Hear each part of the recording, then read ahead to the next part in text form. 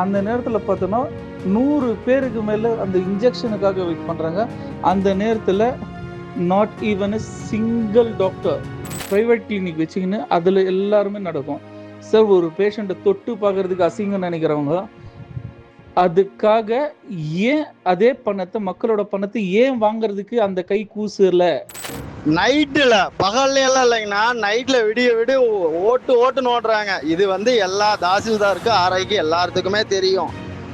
அவங்க பணம் வாங்கிட்டு விட்டுறாங்க. சம்பந்தப்பட்ட அமைச்சர்களுக்கு இந்த வீடியோ பகிரப்படும், நிச்சயமாக பகிரப்படும். அதை மாற்றுக்கிறதே கிடையாது.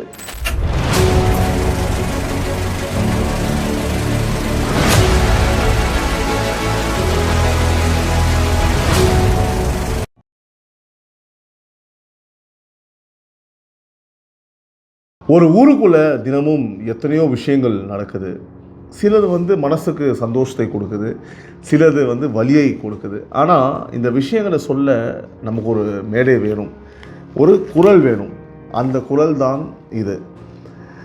இது டைம்ஸ் ஆஃப் ரிப்பப்ளிக் நியூஸின் உறவுகளின் குரல். உறவுகளால் நான், உறவுகளுக்காக நான், உங்கள் சிபி நவீன். அனைவருக்கும் இனிய மாலை வணக்கம் உறவுகளே. வேலூர் மாவட்டத்திலிருந்து ஒரு குரல். வேலூர் மாவட்டம் பேரணாம்பேட்டையில் இருந்து சர்ஃப்ராஸ் அகமத் அவங்க தொகுதி பிரதிநிதி மற்றும் அரசு மருத்துவமனை சேவை பற்றி பேசுகிறாங்க. என்னன்றதை கேட்போம். சார், நான் பேரணாம்பேட்டிலேருந்து பேசுகிறேன். குடியாத்தம், வேலூர் டிஸ்ட்ரிக்டில் பேரணாம்பேட்டுங்கிற தாலுக்காலேருந்து. இந்த கவர்மெண்ட் ஹாஸ்பிட்டலில் போதிய டாக்டர்கள் இல்லை. அது இல்லாமல் ஒரு ஸ்டெட்டஸ்கோப் வச்சு ஒரு பேஷண்ட்டை செக் பண்ணுறது இல்லை. அந்த நேரத்துக்கான ஒரு 5 அடி தள்ளி ஒரு பேஷண்ட் இருந்து அந்த 5 அடியிலேருந்து அவனுக்கு என்ன இருக்கோ அந்த நேரத்தில் எப்படி தோணுதோ அதுக்கான ட்ரீட்மெண்ட் மட்டும்தான். அவனுக்கு பிபிஓ, ஒரு தாத்தா வந்தாலும் சரி, பாட்டி வந்தாலும் சரி, ஒரு பிபிஓ, ஒரு பிளட் சுகர் எதுவும் செக் பண்ண போகிறதில்ல. லாஸ்ட் வீக்கு என்னோடய ஃபேமிலியில் என் சின்ன குழந்தைக்கு சிஎம்சியில் ட்ரீட்மெண்ட் பார்த்துன்னு இருந்தேன். 7 இயர்ஸ். அவனுக்கு பிபி செக் பண்ணணுன்னு சிஎம்சியில் சொல்லியிருந்தாங்க. டெய்லி ரொட்டீன் செக்அப் பண்ணுங்கள், ஒரு 3 டேஸ்க்காக செக்அப் பண்ணுங்கன்னு சொல்லியிருந்தாங்க. அந்த சார்ட் நான் எடுத்துன்னு போனேன். ஏன்னா 1 வீக் நான் சிஎம்சியில் வச்சு நான் ட்ரீட்மெண்ட் பண்ணிவிட்டு அந்த சார்ட் எடுத்துன்னு போயிட்டு, மேம் எனக்கு ப்ரைவேட் ஹாஸ்பிட்டல்ஸில் இங்கே வேணாம், அதனால் கவர்மெண்ட் ஹாஸ்பிட்டலோட இது வேணும்னு சொல்லி நான் போகிறேன். என் ஒரு ரிப்போர்ட்ஸு, என்கிட்ட இருக்கிற ரிப்போர்ட் அவங்களுக்கு நான் ஷோ பண்ணால் இது எடுத்துன்னு போ, ஜஸ்ட் ஒரு தூக்கி வீசாட்டுற மாதிரி பேசுகிறாங்க. ஒரு ஒப்பீனியன் கேட்கலாம்னு பார்த்தோம்னா அந்த ஒப்பீனியனுக்கு கூட ஆஸ் எ பேரண்ட் எனக்கு அந்த பயம் இருந்துச்சு. வெளியும் ட்ரீட்மெண்ட் பார்த்துன்னு இருக்கோம் ப்ரைவேட்டில், சிஎம்சி ஹாஸ்பிட்டலில் வேலூரில். பட் இருந்தாலும் அதுக்கான ஒரு சஜஷனுக்காக நாங்கள் கேட்டதுக்கு அந்த மாதிரி சொன்னாங்க. பிபி செக் பண்ணுங்கன்னா நீ வா, நீ போ, இதுதான் நடந்துன்னு இருக்கு. சார், ஈவினிங்கு 6 மணிக்கு நான் போகிறேன். அந்த நேரத்தில் பார்த்தோன்னா 100 பேருக்கு மேலே அந்த இன்ஜெக்ஷனுக்காக வெயிட் பண்ணுறாங்க. அந்த நேரத்தில் not even a single doctor. கேட்டாங்கன்னா எமர்ஜென்சின்னு சொல்லுவாங்க. எமர்ஜென்சி எல்லாம் இல்லை சார். ஃபஸ்ட்டு ஃப்ளோரில் ஒரு ரூமில் தங்கின்னு இருப்பாங்க. சரியா? இது எனக்கு நல்லாவே தெரியும்.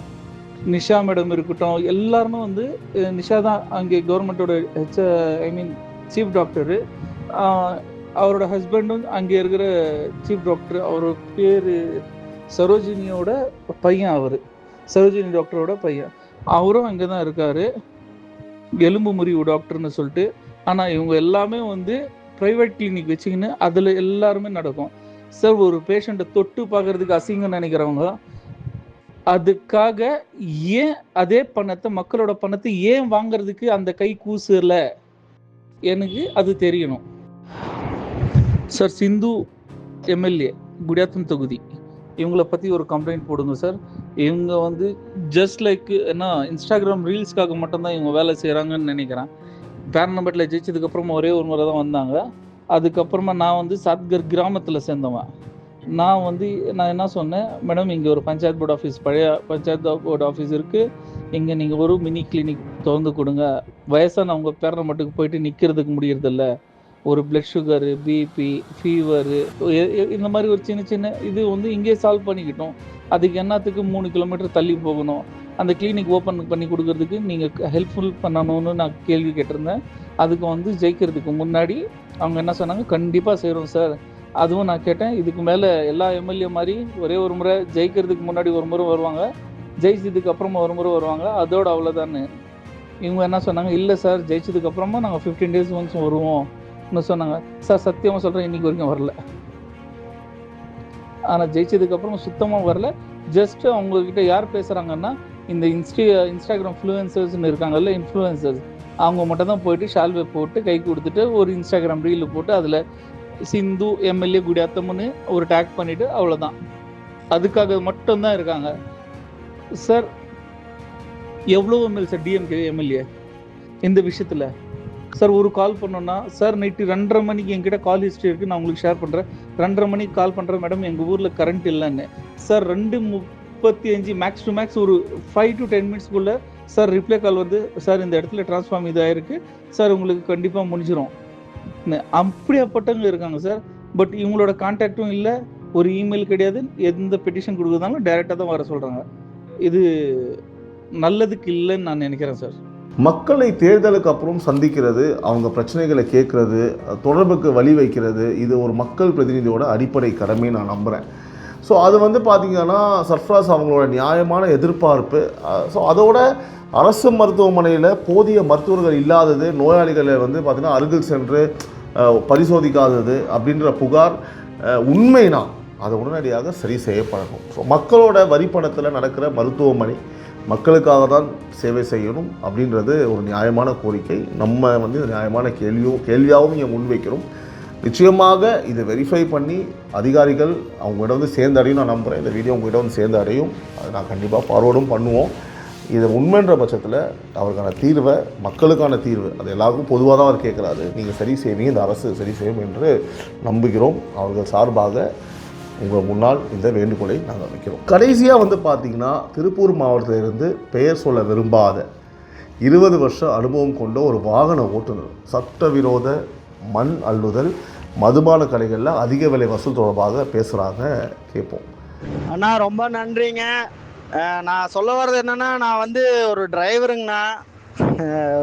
ஒரு 20 வருஷமாக டிரைவரு.